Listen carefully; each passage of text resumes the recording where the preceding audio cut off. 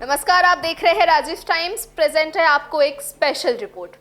अरब सागर की लहरें इस वक्त सिर्फ पानी की हलचल नहीं बल्कि एक अनकहे डर की गूंज समेटे हुए हैं। आसमान में मंडराते लड़ाकू विमान, समुद्र में तैनात युद्धपोत और राजधानियों से आते कड़ी चुनौतियां, ये सब मिलकर एक ऐसा माहौल बना दिया है मानो दुनिया किसी बड़े मोड़ पर आकर खड़ी हो गई है।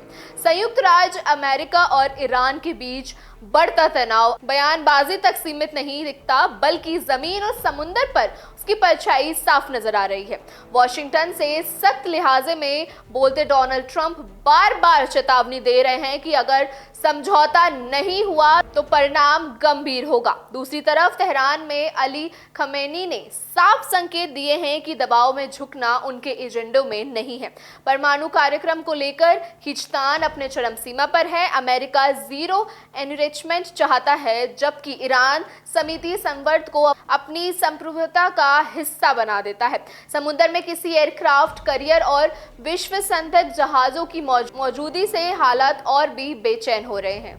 सैन्य विशेषज्ञों का कहना है कि इतनी तैनाती सिर्फ संदेश देने के लिए नहीं होती, ये तैयारी और इशारा है किसी बड़ी चुनौती का।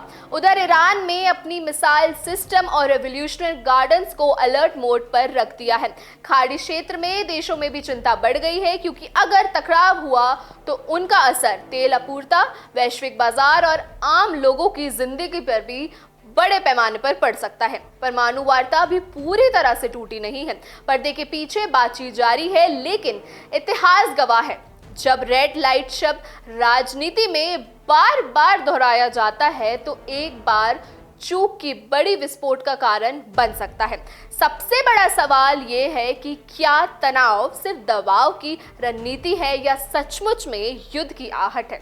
अगर बातचीत नाकाम होती है तो मध्य पूर्व एक बार फिर आग की लपटों से घिर सकता है और जब दो बड़े राज्य आमने सामने आते हैं तो चिंगारी छोटी तो हो ही नहीं सकती। असर तो वैश्विक स्तर पर जरूर दिखेगा।